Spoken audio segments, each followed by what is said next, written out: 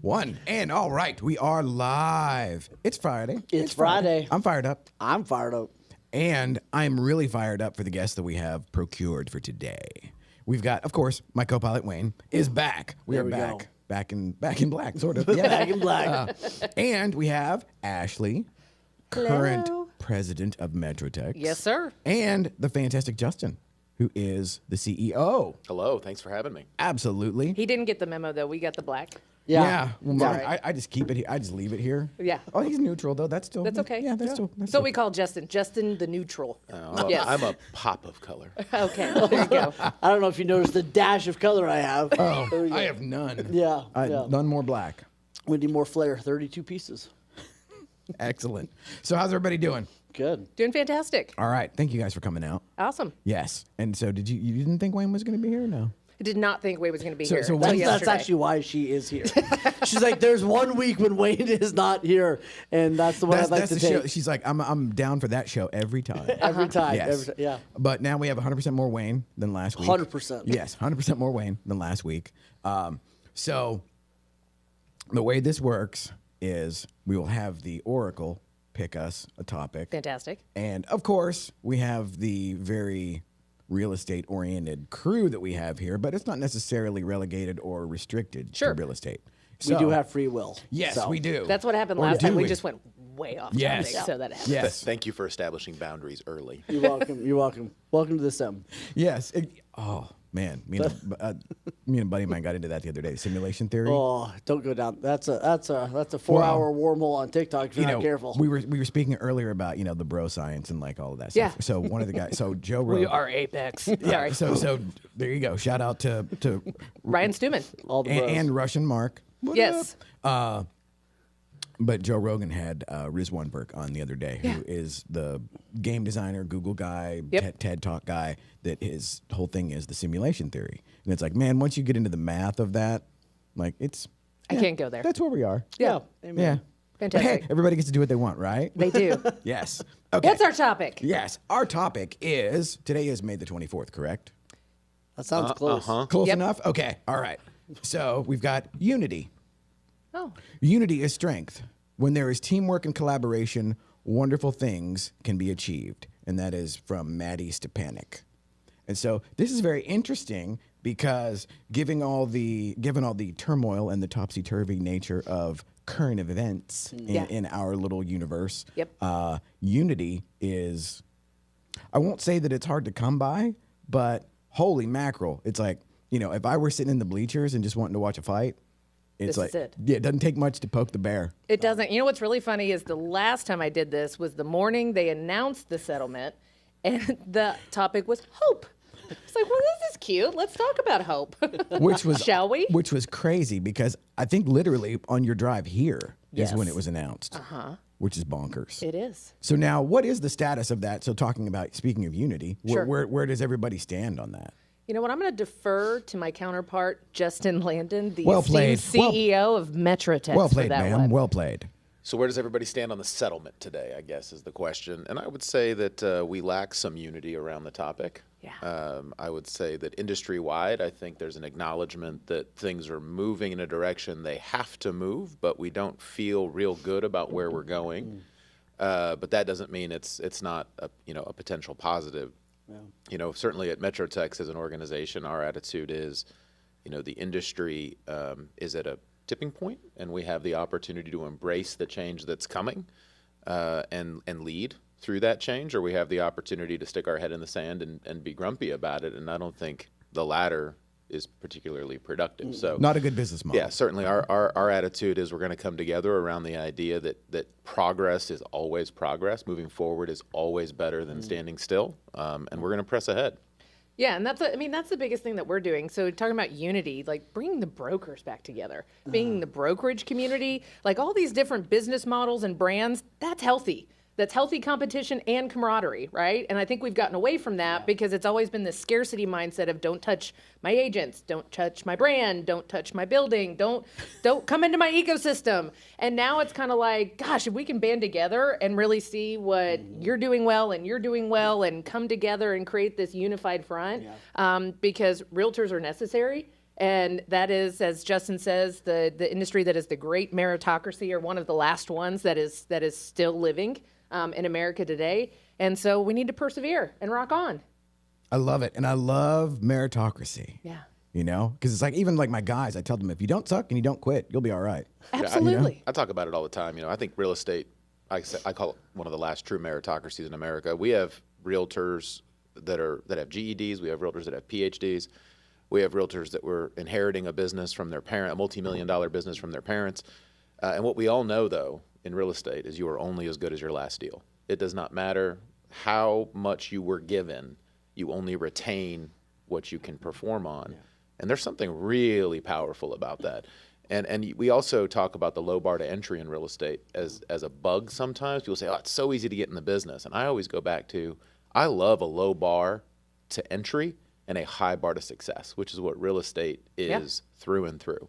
Anybody can get in, but only the great survive. I love that. And yeah, like you said, it's a feature, not a bug. And the idea that anybody can play, but only the ones that are actual winners will win. Yeah. You know, and somehow or another, I don't know, that seemed like that was a thing when I was a kid. Like, not everybody got a trophy. Well, that's what I was saying. No more participation trophies in real estate. Amen. It's over. Yeah. Yeah. Yeah. And so now Wayne is on the coaching side. You're on the front lines. Yeah. So what is it where people are coming together, or is it scattershot and victimhood versus, and that sort of... Well, and I think change in the pressure we're seeing is, if nothing less, it's exposing, right? Like, it's exposing the mindsets, it's exposing skill level big time, right? Like, if you had the skill or you didn't. So I think it's very exposing. And you're seeing kind of two groups. You're seeing the group that's like resenting and resisting. And they're kind of, looking for like, what's the loophole and how can I get around this? And then, I can't wait for all the other agents to get out of the business. Like, you're hearing all kind of that. And then there's this other group that's like, hey, let's, like, together we all do better, we all do better. And I breaks my heart when I hear so many people saying, I can't wait for all these bad agents to get out of the business. And like, I know why agents got in the business. They got in the business because, like, man, this is the one thing I could do without having to go to college. Like, this is the best opportunity for me to take care of my family on a whole. Like, I know why most realtors got in this business is because they had a dream that really mattered. So I would love for everybody to succeed. But it's going to take everybody getting better. Right. So, like, I would love to see everybody succeed, but it means we're all going to have to get better. And so, that means coming together and doing it together. Well, and I think one of the things we're seeing, and I'm hearing from brokerage as well, that over the last 4 or 5 years, the marketplace has exploded. Certainly 2020, 2021, and 2022 were some of the greatest years in the history of residential real estate. Obviously, 23, not as great. You took the L. Certainly slowed down a little bit. But what we have seen is with the recent news, there is a willingness to come back into the classroom, into a learning environment, and saying, this is an opportunity for us to reset a population where 50% of our membership, the realtor population, is brand new since COVID. Yeah. And so they grew up in this hyperactive real estate market, and a very transactional market, right? Like, it was very different than what we're a normal market or what we're getting back into. Yeah, if we ever see normal again, God willing. But yeah, they went through that hyperactivity phase, and now they're having a moment to breathe and reset and say, I need to really reinvest in myself. I think it's a tremendous opportunity as an industry to say, we've got a hook to bring them back into the classroom, so to speak. Because the settlement is really, and the rule changes are sort of encouraging that behavior. And what I'm hearing from brokerages is people are showing up, and certainly our classes are full, packed. Yeah, waiting lists. Yep. Because I think the agent population recognizes we've got to level up a little bit to continue to be successful. Yeah. And something that we really wanted to focus on, and I told you we had John Israel, Mr. Thank You, at the building yesterday, because part of it is, that mindset shift. Like, we can give you all the practical knowledge of how to, redefine yourself with the new practice changes. But if you can't wrap this little brain around what's going on, that's going to be your inhibitor in being successful. Yeah, you're hamstrung. Yeah, absolutely. So that's where, people like Wayne come in, and John Israel and other people in our industry that can come in and really help people get unstuck, which is the PG version of how I like to say it. But I like how you think. Yeah, absolutely. And so I think this is amazing what we're doing here in this podcast and bringing good energy together because people also like to consume different content. And that's why at MetroTex, we're sitting there and we're going, Okay, let's have your traditional classes. Let's have forums. Let's have webinars. Let's do all-day training events. Let's do podcasts. Let's do everything we can so we can reach everybody else where they are instead of demanding they come to us in the format that we dictate. Which was the old business model. It was the old business model. And that's where this phrase of unity is so important, because we like to, sometimes as an organization or as an industry, we think people are like us. Yeah. And what I think is so unique about real estate and why sometimes unity feels difficult in our industry is real estate attracts all kinds. I mean, the range of people in our industry is astounding. I have a mentor who said there's a realtor for everyone. You know, because sometimes you'd meet someone and you're like, man, Who works with you? Yeah. How did you get a home? And yet there's absolutely a client that wants someone just like that. And there are really difficult clients who realtors will vibe with. And so we have a realtor for everyone. We have a brokerage business model for everyone. And so as an industry, certainly at a MetroTex level, we have got to have the perspective of we're not a one-size-fits-all. We cannot be a one-size-fits-all. We have to understand that our community needs different things from us. And when you have 27,000 members as the 5th largest association in the country, covering the entire Metroplex, you know, from an Argyle up north where we've got members, you know, to a Waxahachie down south where we've got members, to inside 635. I mean, Those are all very we got some different tribes. wide-ranging expectations. Yeah. Very. And so I was a million years ago, long ago, I was one of the first RPR instructors for North Texas. And so they sent me out to the hinterlands. And it was like, because, you know, they big push for, you know, NAR to get that out. And like, boy, you want to talk about different markets and different vibes. And, you know, not only like, who do you work with and like, what do you sell? But they would show up. Yeah. And I like the idea of you guys bringing everybody in with a value add versus, my opinion, based on my experience, that there used to be a lot of, I'm just here for the CE and the sandwich, you know? We do love a good sandwich. Yes, yes. Oh, and the other thing is, you know, like I say on here often, I've been sober for 19 and a half years, but I went to my first white party was 2012. Yeah. And back then, if you paid your fair share, it was open bar. And I was like, holy shit, by like 7:45, I'm like, are y'all okay? No, they're Okay. not. And I'm like, okay, you need to give me your keys. And like, somebody help her. Here, she needs somebody to hold her hair. You know, like it was just. We have better boundaries, we'd like to say now in 2024, right, Justin? No comment. No yes, comment. Yes. Like I said, just a casual observance, just, you know, Sure. just being there. But yeah, well, and that also, I used to live a very full throttle life. Yeah. And so I was like, oh my God, I would have been so at home for about 15 minutes in my 20s or 30s. Yeah. And then I've been asked not to come back. Yeah. That's your charm, Rick. You still possess that charm, even 19 years sober. Oh, thank It just you. looks a little different. Thank you. Yes. As he has what's all on his table over there? I know, We got 18. Yeah. So we've got our brain nootropics, meds. and There you my go. personal my personal new favorite is the Rambler. Yeah. Ooh. Raspberry. Okay. Oh, or is It's it really blue? good. Or If is you it could blue? just hold that a little differently so Yeah. the camera Oh, can yeah. get it. I like Yep. that he's holding you blueberry go. and talking about raspberry. That's my favorite part. He's like, my new favorite raspberry. That's because these are kicking in. A little more sparkle in your eye while you're. Are they kicking in? They may be going there. I don't know. Like I need an up voice. This is a great representation. We have Justin over here with his hands going, y'all are nuts. Yeah. You know, sitting Yes. here. I've got my can of liquid death. Yes, you know, and- you're and sitting you're- here you with the already had your ramble. little shooter of brain juice. I did. Yeah. This is unity right here. This is. It This is. looks all things. I'm going all natural down here. That's what he does. Natty. So No organic psychotropics down here. Put water in a Stanley. We'll call it a day. Yeah. Yep. Yes. But it is like bringing everybody together is so beautiful. And I think that, you know, it was interesting. I was watching a show the other day, some sort of talk, and the guy said the biggest threat of AI is loneliness. And he talked about how AI, one of the things about it's doing is it's helping you realize you're having, you almost begin to feel like you're having a relationship with a machine, right? It's like, Yes. it's allowing, right, in the last 2 years, everybody kind of went to their own corner and did their own thing and hid out in their house and everything else.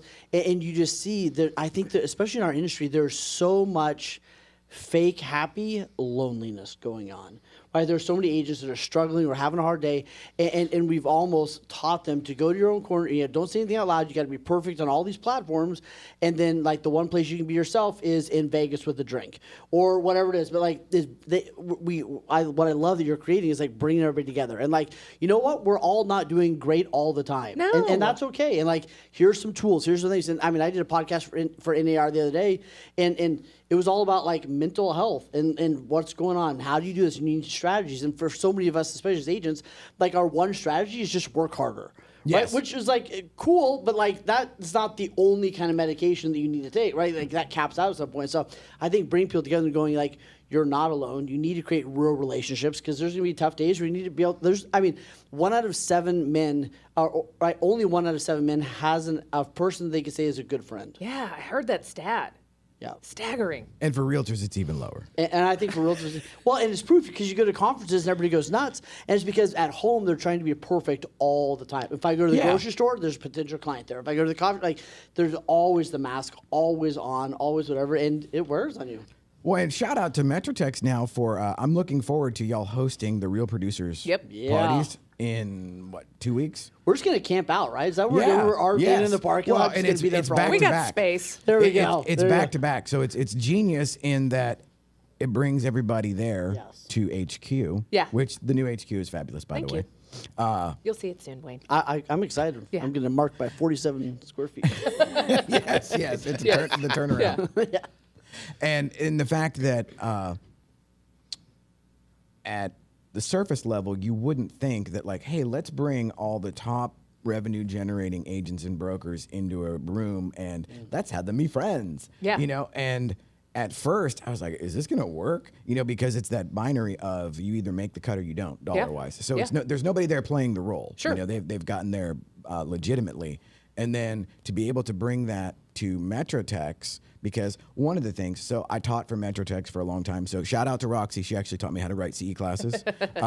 Roxy's awesome. Yeah, the best. And leadership. Yeah. I would say everybody go through leadership, class 26. Of course, the best class ever. Right. Heavyweight 28. Well, I'm contractually obligated to say the best class ever. Yes, I think of course. that's part of the deal. Yes. But just the fact that it used to be that I would go to the MetroTex up and like at the old place in the big room, I might have 100 people there, but there was this weird dichotomy of the people that did like real numbers never showed up. Yep. And like there was this lack of unity where there were the folks that wanted to be there, but there was nobody there to actually bridge the gap. Yeah. You know what I mean? Yeah. And there were several brokerages that I won't name. Good job. Yeah, thank you. But they didn't participate. Yeah. And I think we're seeing a shift in that. And a huge shout out to Justin because that was his number one initiative besides just obviously getting immersed and into MetroTex day-to-day operations was I need to find out who my partners are, who my brokerages are, who our partners are in this real estate business. And so going from, a Briggs Freeman to a United, which are very different brands and business models, but it's really interesting. They're all craving the same thing. We just had a regional meeting for all the Briggs offices in North Texas. And then Justin and I did a Zoom for them on the settlement and just trying to educate them and everything else. And the president reached out to both of us afterwards and said, thank you. Sometimes it's like when a parent tells a child what they need to hear, but they need to listen to a stranger to confirm that. And what that just further illustrated to him was, I need my agents there more. Because together we can sit there and have that unified message, but at least they're hearing it from two different angles, from two different messengers, and that just continues to reinforce what we want to do. Right? Yes. And I think that's part of what you guys have really built in the last couple of years. Like it's a more unified but also safe environment, right? Like we can have safe conversations, all of that, which I think is huge. Yeah. So. Yeah, and I think we need to remember, right, as a trade association, and the bigger you get, the harder it is to remember. By nature, we know that's true of a lot of instances. But being such a large organization, it's easy for us to lose touch with the people who we exist to serve. Yeah. And so, it's hugely important for me that myself, our leadership, have a direct relationship with the brokerage community that support us. Without really strong brokerages, our organization will fail. Yeah. It will absolutely fail. And there has to be a partnership. We have to listen to what they need. We can't step on their toes either, right? Because we all live in this ecosystem, and brokerages compete on certain things, and we don't want to impugn on their ability to compete with each other, but we want to supplement and do the things that they need from us. And the only way we're going to get that is, believe it or not, by going to their office, sitting down in front of them, asking them questions, and Going where they are. treating our customers the way the brokerages treat their customers. You know, I like that. Okay, so I would be remiss if I, let me put on my affiliate hat. Okay, do that. I was affiliate chairman in affiliate 2016. So, like, how are we doing with the affiliate folks? that is phase 2. I love it. Well, shout out to Christina Dubry, because Yes. we have a meeting with her next week. Saw her at Real Producers. Yes. And she was. She kind of invited me to that, but Oh, she did? yeah. Cool. Okay, you can. On the DL. I didn't know if I was supposed to just like kick the door in and like. No, let's start go. shooting the place up. Like the Hulk Hogan music plays. I'm with you, affiliates. Well, you know, when I. Brother. Yes. Let's do 20 push-ups before we start. Yeah. Yeah. let's go. Brother. Yeah. But when I got onto the leadership track, I came to you guys, and that wasn't even in COVID, where COVID didn't dismantle those relationships. There was a series of isolated events that I think just kind of changed, and it became more transactional with our affiliate Yes. members Yeah. versus we had this really unified relationship, you know, because we don't exist without you guys. And it's not because you guys are embedded in our transaction, and a lot of affiliates are. It's the fact that, like, you guys are the heartbeat. You keep us going when we're lethargic. You're behind us going, yay, you know, woo, yes, MetroTex. and to that, I can speak to the being grateful for the previous aspect of the low bar to entry. Yeah. Because it used to be like, because I was a mortgage guy in a previous life. Sure. And I was just a ding dong. How many previous lives did you have? It's a lot. We learn about 3 each week. So it's, yeah. we're at about And- 432 yeah, right now. Yeah, more There's a will be counter revealed. somewhere. Yeah. So the thing I learned at MetroTex was how to go out and, well, essentially at the beginning, just fail. How to go out and be shitty in front of a crowd. Yeah. You know, and that wasn't held against me. It was like, oh, hey, I'm the snack provider. And then let me just get up here and suck. And We close loans on time. yeah, but the rates are good. Yeah, but the rates are good. And it's like, oh my God, I couldn't even imagine being a mortgage professional at this point in time. That's a whole different show. Yeah, that's. Yeah. I won't be here for that one. Yeah. Yeah, that's therapy. Yeah. But the idea of it was this sort of incubator for folks that got to, like, I'm certain that there is a large part of how I got here that's attributable to what I did then. Yeah. You know, and I showed up. I just used to go to everything, because just a little backstory. So, like, I worked at a boiler room here in Addison, and it was like production covers a multitude of sins, like in every sales organization. Sure. And so if you put up numbers, you didn't have to be at the office. So I literally signed up for every Everything. MetroTex committee. I walked into the tree pack committee not knowing what it was, like 13 years ago. They're like, it was basically like, what the hell? Who the hell let you in here? I'm like, oh, sorry, I was just walking through. Isn't the bathroom like right on the corner?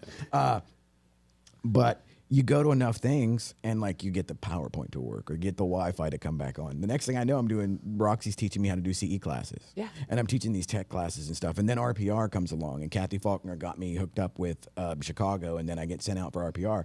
And all of that came just because I showed up You were in the room.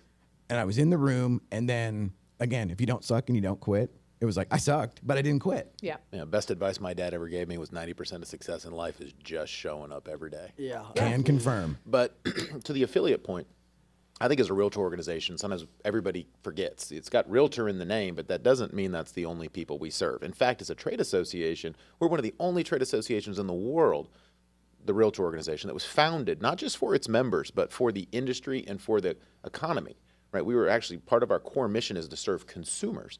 And so I look at it, and we have to remember that when we support the industry, the mortgage lenders, the title professionals, the photographers, they are all part of our ecosystem. Yes.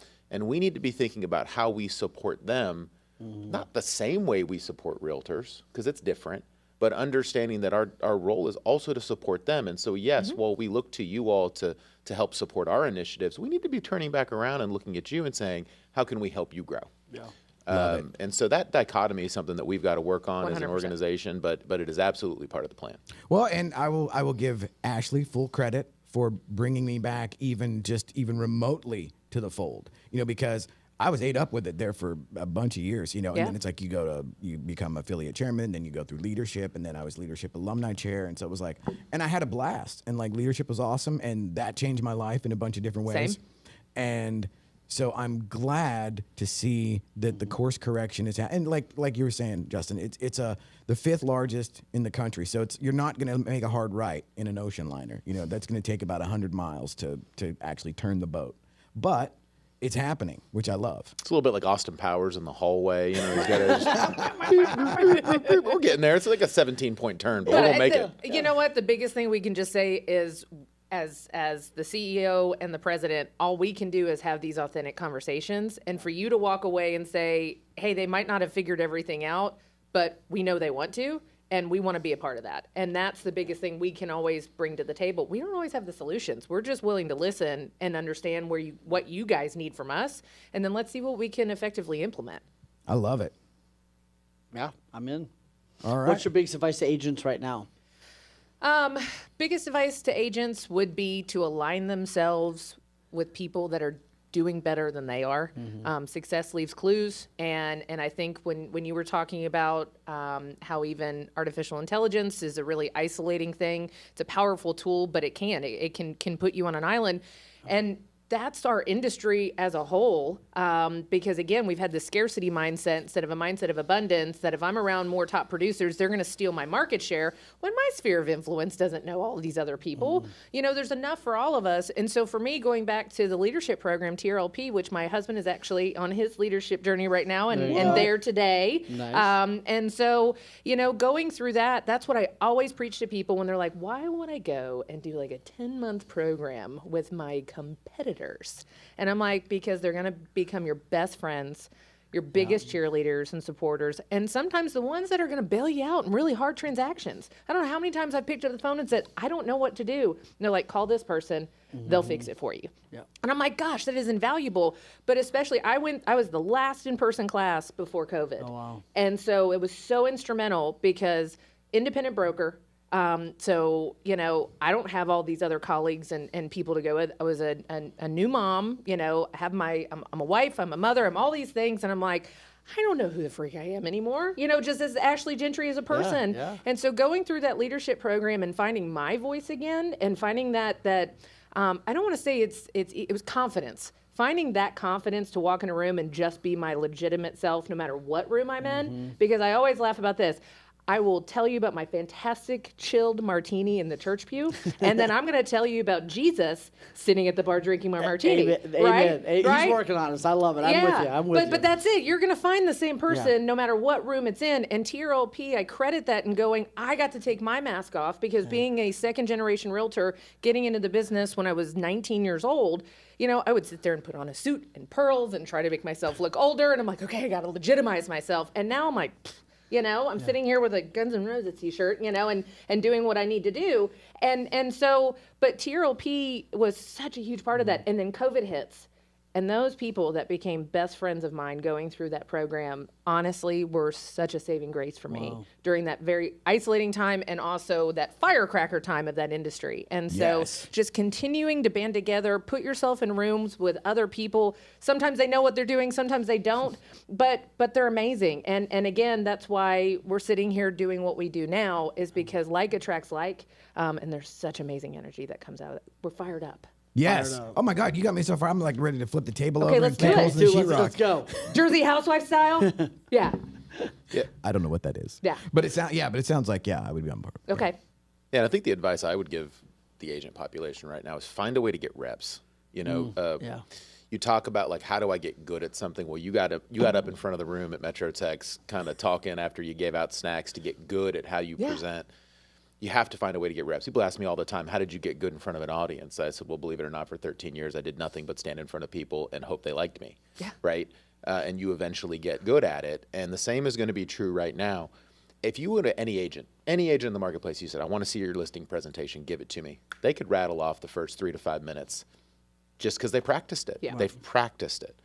And if I go and I say to that same agent, give me your first 3 to 5 minutes of your buyer rep presentation. You know, for the most part, they don't have it. Right. You know, some do, but most don't. And so they need to figure out how to get those reps in. Yeah. And there's lots of ways to build those reps, and it doesn't always have to be in front of clients. It could be doing something like going through a leadership program. It could be like going through an exercise to think about becoming a CE instructor. There's ways to get the reps, but you have to invest in yourself right now and find time for that skill development. And then the other thing I would say is so often, especially as a new agent, people tell you get in the business, they go, farm your sphere, farm your sphere, farm your sphere. You should definitely do that. You also need to create a sphere of your fellow realtors.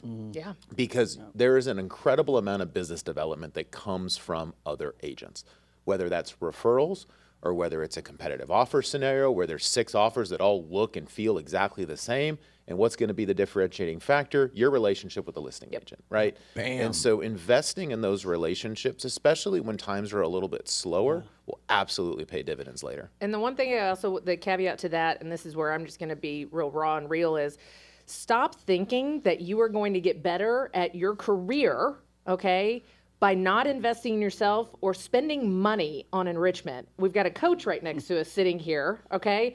And when I'm sure you hear this all the time, well, why do I need to give you money? You're not making me money. You're not giving me referrals. You're not giving me leads or doing anything else like that. But it's the same thing with the brokerage models. You sit there and it's like, we're in this right now because we sit there and devalued what our brokerage community was giving to us: education, mentorship, sponsorship, all of these other things, and said, no, give me more. I want more. I want more. I want more. I want more. And then they're shocked when they don't get crap. Like, that's what is so amazing. But at the same time, we're looking at it from the MetroTex side saying, okay, if we can get them to come to the table and understand by doing all these things and showing up, the byproduct is you're going to make exponentially more money. So stop looking at what you're spending and start looking on the return on your investment. We've got to change the vernacular of how we're looking at spending dollars. There is that counterintuitive thing where it's like, well, I don't want to tell everybody my 11 herbs and spices or my secret recipe or whatever. And then the irony is, once you get comfortable with like, well, they're not me. They're not gonna, they're not gonna replace me. And you can actually take that and be like, hey, here's what I do. See what you can do. Because it's like, even when I started to bring on guys to teach them, it would be like, okay, now are they gonna run off and steal my business? No. And then the other thing I would say, if you need a coach and awesome friend group, build a studio. And there you go. There you go. Host a show. Yeah, yes, absolutely. Yeah, and they'll just show up. Yeah, there build you it go. and they will come. Amen. Always. Yes. And real estate agents, I think, on the whole, are way more willing to share than a lot of other industries. But one of the things, we talked about it at the beginning, business model is not what makes people successful in this industry. No. I mean, it's important to have a business model, but the most important thing is how much work you put into your business model. And I think most real estate agents, as they share, they can acknowledge, I can tell you how I've done this because I acknowledge that very few of you are going to be willing to put in the work required to build a business to this size. But the important part of that is understanding, too, that we like to think that all agents have the same goals, and they don't. Some agents want to have $1 million in GCI. Most don't. Right? Most people in this industry want to be successful enough to pay their bills and live a life comfortably without a boss. Oh, yeah. Don't Right? boss. And that's totally cool. So the other thing I advise agents to do is like, don't compare your success to others. Define what success means for you, and be totally happy with that metric, because in this industry, comparison is an absolute thief of joy. Yeah, 100%. That's a Wayneism right there. That's so true. Yes. So true. So, thank you guys. Yeah, This was thank you guys awesome. very much. We Thanks for what you're appreciate it. doing on the day-to-day, seriously. We're trying. Yeah, you're doing a Yeah. lot. Hey, you know what? Even we don't always nail it, but to your point, you got to show up, and sometimes it's failing forward. And we learn from those mistakes so much more than crushing it every single day. confirm. Worst Yes. thing we can do is nothing. Yes. Awesome. Well, thank you guys. Appreciate it. I am super fired up. Cool. And now we're not going to kick holes in the sheetrock, even though I'm. So Flip tables. yeah. Oh boy. Can I just slam that guitar around a little bit? Do a little Yeah. Pete Townsend. Yes. Not that one. You know what? I'm gonna get. Yeah. We'll get you one. Yeah, we'll get one. Be a second All right, guitar. Peter. Thank you. And Thanks, let's guys. take us out. Thank you All right. guys.